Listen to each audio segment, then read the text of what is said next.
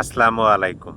সম্মানিত দর্শক, ৫ই আগস্টের পরে সারা বাংলাদেশে বঙ্গবন্ধুর যে মুরাল স্থাপনাগুলো ছিল সেগুলা ভাঙা হয়েছে আমরা জানি।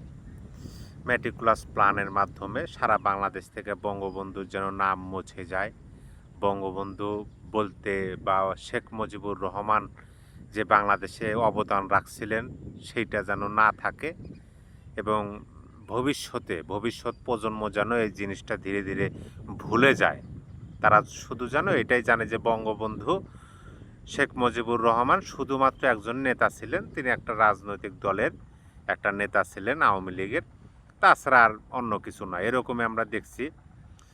কারণ বঙ্গবন্ধুর যে মোহনবাসী ৭ই মার্চের ভাষণ বাঙালি জাতিকে জাগ্রত করে তুলছিল, ঐক্যবদ্ধ করছিল, পাকিস্তানি হানাদার বাহিনীদের বিরুদ্ধে লড়াই সংগ্রাম, পাকিস্তানি হানাদার বাহিনীদের বিরুদ্ধে লড়াই করে নিজেদের স্বাধীনতা ছিনিয়ে আনার জন্য যে মনের মধ্যে নতুন সূর্যের উদয় তুলছিল বঙ্গবন্ধুর ৭ই মার্চের ভাষণ, সেটাও তারা সেই দিবসটা বাতিল করছে।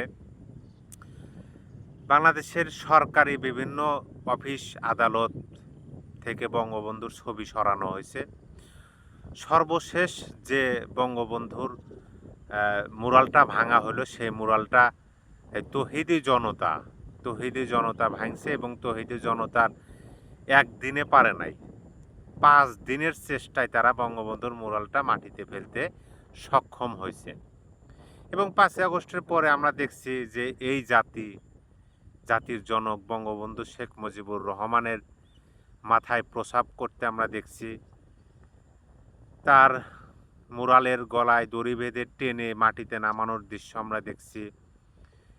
সিটি কর্পোরেশনের বুলডোজার ব্যবহার করে বঙ্গবন্ধুর সেই ৩২ নাম্বার, যে ৩২ নাম্বার হলো মুক্তিযোদ্ধাদের আতুর ঘর, যে ৩২ নাম্বার হলো মুক্তিযুদ্ধের শুরুর উৎপত্তিস্থল, সেটাও গড়ে দিতে আমরা দেখছি। তারপরে আসেন আমাদের মুক্তিযুদ্ধকে মুছে ফেলার জন্য বাংলাদেশের এই সময়ে, এই বর্তমান অন্তর্বর্তী সরকারের সময়ে কতভাবে কি হতে দেখলাম। আমাদের শহীদ মিনার, শিক্ষা প্রতিষ্ঠানের শহীদ মিনার ১৬ই ডিসেম্বরে, যেখানে আমাদের বিজয় দিবস, সেই বিজয় দিবসে ছোট ছোট ছাত্রদের, শিক্ষার্থীদের লেলিয়ে দিয়ে হাতুড়ির মাধ্যমে শহীদ মিনার ভাঙতে আমরা দেখছি। তারপরে আমাদের ১৬ই ডিসেম্বর, ২৬শে মার্চ আমাদের যে বিজয় দিবস, স্বাধীনতা দিবস, সেইটা পালন এই সরকার আমলে আমরা দেখি নাই। তারা বিভিন্ন অজুহাতে এগুলা পালন করেন নাই, করতে রাজি না। যাই হোক, এই যে এতগুলো কথা আমরা সবাই জানি, তারপরও এই কথাগুলো বললাম এই জন্য যে বঙ্গবন্ধুর মুরাল ভাঙলেই, বঙ্গবন্ধুর ছবি নামিয়ে ফেললেই বঙ্গবন্ধুকে মুছে ফেলা যায় না। মুক্তিযোদ্ধাদের শহীদ মিনার, স্মৃতি জাদুঘর, স্মৃতিসৌধ এগুলো বিলীন করে দিলেও, মুক্তিযোদ্ধাদের ভাস্কর্য বিলীন করে দিলেও মুক্তিযুদ্ধকে মুছে ফেলা যায় না, যাবে না। বঙ্গবন্ধু অমর, অক্ষয়। অমর বলতে যিনি থাকেন, যার কোনো শেষ নাই, যিনি যুগ থেকে যুগান্তর, যতদিন বাংলাদেশ আছে, যতদিন বাংলা ভাষাভাষীর মানুষ এই পৃথিবীতে আছেন, ততদিন বঙ্গবন্ধু থাকবেন। কারণ বঙ্গবন্ধুর স্থান তো ওই মুরালে না, ওটা তো প্রতীকী মাত্র, তাই না? রাস্তার পাশে যে বঙ্গবন্ধুর মুরাল, অফিসে বঙ্গবন্ধুর ছবি, এটা হলো প্রতীকী, মানুষ দেখতেছে, কিন্তু প্রকৃতপক্ষে বঙ্গবন্ধুর যে স্থান, সেই স্থানটা তো হলো মানুষের হৃদয়ে, মানুষের অন্তরে।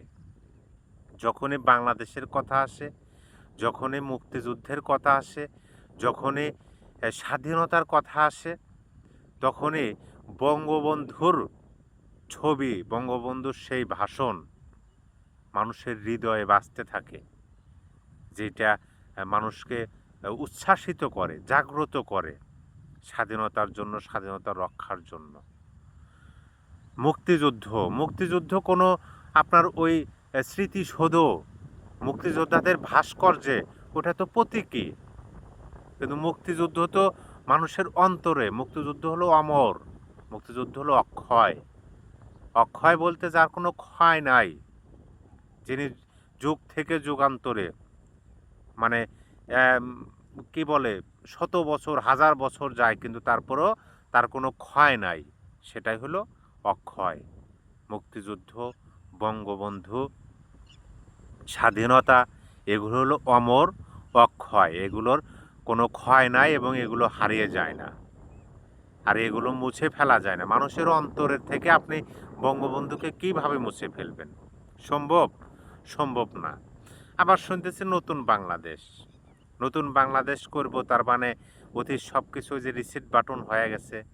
বঙ্গবন্ধু নাই, মুক্তিযুদ্ধ নাই, স্বাধীনতা নাই, ৭১ নাই, ৭২ নাই, ৭১-এর আগে ২৩ বছরের লড়াই সংগ্রাম নাই, তারপরে ৭১-এর পরে স্বাধীন বাংলাদেশের দীর্ঘ ৫৩ বছর নাই।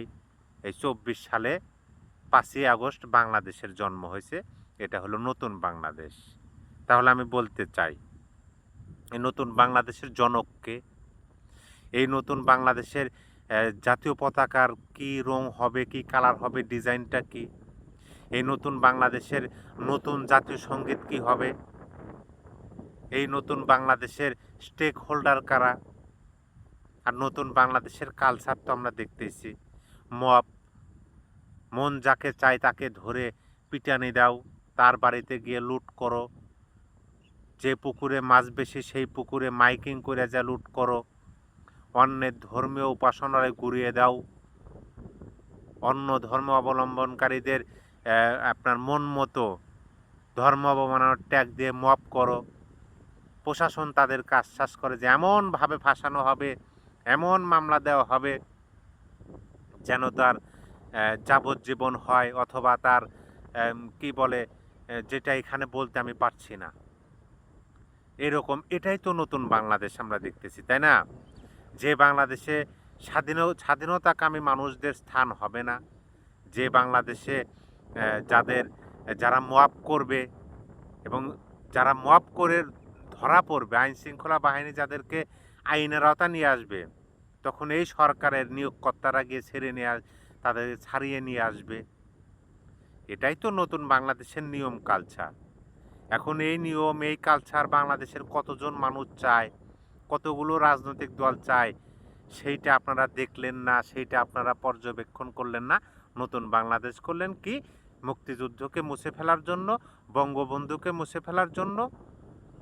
আপনারা মনে করছেন যে আওয়ামী লীগ মানেই মুক্তিযুদ্ধ, আওয়ামী লীগ মানেই স্বাধীনতা, মানে স্বাধীনতা এবং মুক্তিযুদ্ধের একমাত্র স্টেক হোল্ডার আওয়ামী লীগ। এটাই তো আপনারা বোঝাতে চাচ্ছেন বা চান, যেটা আমরা বুঝি।